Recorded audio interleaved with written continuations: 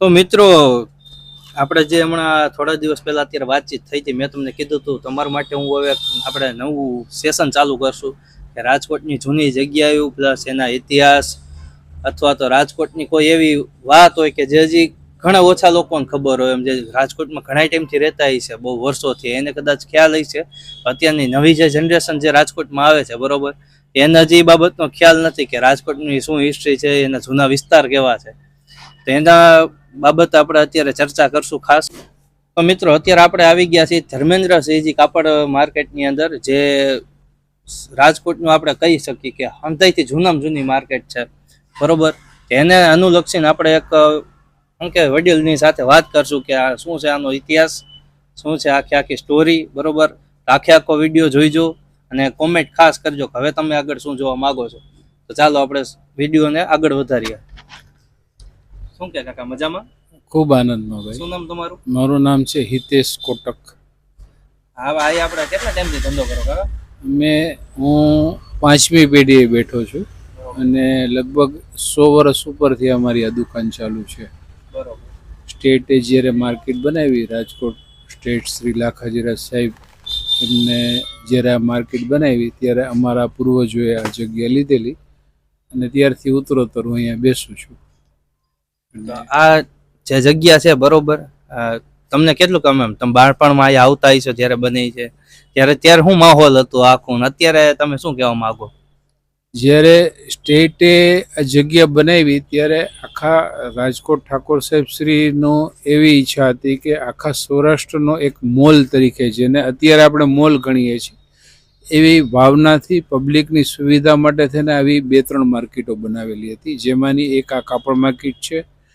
કાપડની સાથે સાથે ફરતા બધા દરજી લોકોને પણ બેસાડેલા હતા કે અહીંયાથી લોકો કાપડ ખરીદે અને બાજુમાં દરજી લોકોને, કારીગર લોકોને પણ બધા લોકોને કામ વ્યવસ્થિત મળી શકે એવા સારા ઉદ્દેશથી ઠાકોર સાહેબ શ્રીએ આ માર્કેટ બનાવેલી હતી. અમે નાનપણમાં અમારા દાદા સાથે જ્યારે અહીં દુકાન આવતા ત્યારે તો અહીંયા બહુ ભીડ રહેતી અને એવું લાગતું કે ગામ બાર ગામથી લોકો આવેલા, અહીં ખરીદી કરવેલા અને એકદમ કાયમ માટે થઈને બહુ સારો માહોલ રહેતો.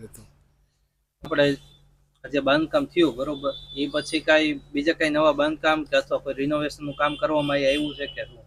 ના, આ લગભગ 106 વર્ષ પહેલા બનેલી કાપડ માર્કેટ છે. આની અંદર કોઈ રિનોવેશન થયું એવું હજી સુધી છે નહીં. એવું લાગે કે કદાચ કોઈ 40-50 વર્ષ પહેલા કોઈ રિનોવેશન કર્યું હોય, એનો આઈડિયા નથી. પણ લગભગ આ માર્કેટ જે છે તે જ કન્ડિશનની અંદર અત્યારની જે ઊભી છે એ જ છે. દુકાનદારોએ કોઈ પોતાની રીતે અંદર ઇન્ટિરિયર થોડું જાજુ ફેરફાર કર્યો એ જ. બહારની પોઝિશન બધી જે માર્કેટની જે છે ઐતિહાસિક પોઝિશનમાં જ આ માર્કેટ તૈયાર થયેલી છે, જે તે ટાઈમની હતી એ જ પોઝિશનમાં છે. અને હવે તો 100 વર્ષ ઉપર થઈ ગયા એટલે આ બિલ્ડિંગ હેરિટેજની અંદર ગણાતું હોય. તો હેરિટેજની અંદર જવાને યોગ્ય જ આ બિલ્ડિંગ અને હેરિટેજ જેવું જ છે. એકદમ સરસ બિલ્ડિંગ છે. અત્યારે તમને શું લાગે કે હવે કદાચ કોઈ ઈચ્છે સરકાર કે આપણા જે રાજકોટના જે સ્ટેટ છે, આ રિનોવેશન જે કઈ છે ફરીથી આમ કરવું જોઈએ ને ઓપન, કે શું કેવું તમારું? અત્યારે તો આ બિલ્ડિંગ રાજકોટ સ્ટેટની બદલે સરકારશ્રીના મેન્ટેનન્સ ડિપાર્ટમેન્ટ પાસે છે અને એમનો પણ 99 વર્ષનો કરાર પૂરો થઈ ગયેલો છે. એટલે હવે શું પોઝિશન થાય એનો અંદાજ આવી નથી શકતો, પણ અંદરથી લાગણી એવી છે કે જે તે સમયે રાજકોટ ઠાકોર સાહેબ જે રાજકોટ સ્ટેટ શ્રીએ બનાવેલી આવી બધી ઐતિહાસિક ઇમારતો છે એની જાળવણી માટે આનું મેન્ટેનન્સ થવું જોઈએ તો એકદમ સારું રહે અને આવનારી પેઢીઓને પણ ખબર પડે કે સ્ટેટના વખતની અંદર બનેલી આવી છે અને આપણી સરકારશ્રીએ પણ આની સારી રીતે જાળવણી કરી અને આ બધી ઐતિહાસિક ઇમારતો સાચવેલી છે. એટલે જાળવણી અને મેન્ટેનન્સ બે જરૂરી છે.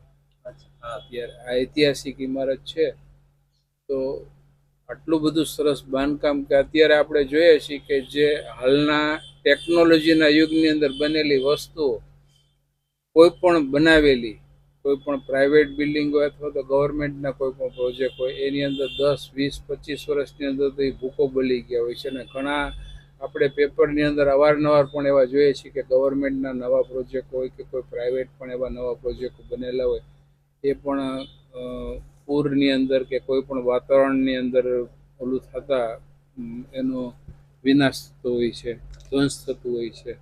તો એ દ્રષ્ટિએ જોઈએ તો 106 વર્ષ પહેલાં જે સ્ટેટે આ દૂરદર્શી કે ત્યારે કોઈ પણ જાતની એવી ટેકનોલોજી નહોતી, આટલા રસાયણો નહોતા, ખાલી ને ખાલી બેલા અને ચૂનાથી આ બધું બનાવેલી આવી સરસ માર્કેટનું આયોજન કરેલું છે. એની અંદરની બેલાની ગોઠવણી એવી છે. આને મેન્ટેન કરી અને સરકારશ્રીને અને જે કંઈ કરતા હરતા જે લોકો છે એને અમારી એક વિનંતી છે કે આ બિલ્ડિંગને સરસ રીતે મેન્ટેન કરે તો આવનારી પેઢીઓ માટે અને આપણી ઐતિહાસિક આ જગ્યા છે એના માટે બધું બહુ સારું કહેવાય. તો મિત્રો, સૌથી પહેલા તો કાકાનો ખૂબ ખૂબ આભાર. અને મને પણ હજી પૂરી આ બાબતે મને ખ્યાલ નહોતો. એ મને કાકાએ તમે જે અત્યારે સાંભળ્યું એટલું જ, અત્યારે મેં જેટલું સાંભળ્યું મને અત્યારે મને ખુદને ખબર પડી. અને બીજું કે ખાસ જો તમે રાજકોટમાં રહેતા હોય ને તો એક વખત ખાસ મુલાકાત લ્યો. અહીંયા તમને આખો અલગ વસ્તુ જોવા મળશે. તમને આ વસ્તુ તમે ક્યાંય બીજે ક્યાંય નહીં જ જોઈ હોય એની આપણે ગેરંટી. કેમ કે આનું જે બાંધકામ છે ને એ તમે જોઈશો તમને એવું લાગશે બાંધકામ હજી નવું જ છે. બાંધકામ જોતા જ એવું લાગે. હકીકતમાં તમે એક વખત ખાસ મુલાકાત લ્યો અને બને ત્યાં સુધી આ વિડીયોને શેર કરો, જેથી કરીને છે ને આપણે આ માહિતીને વધુ લોકો સુધી પહોંચાડી અને કે આ જે અત્યારે હેરિટેજ જગ્યા છે બરોબર, એટલીસ્ટ ભલે શું કહેવાય કે બીજું કોઈ જગ્યાએ આપણે કઈ ઉપયોગમાં કે વાદ વિવાદ માટે નથી, પણ એટલીસ્ટ કે પબ્લિકના નોલેજ માટે છે. આપણે રાજકોટમાં આવી જગ્યા પણ છે.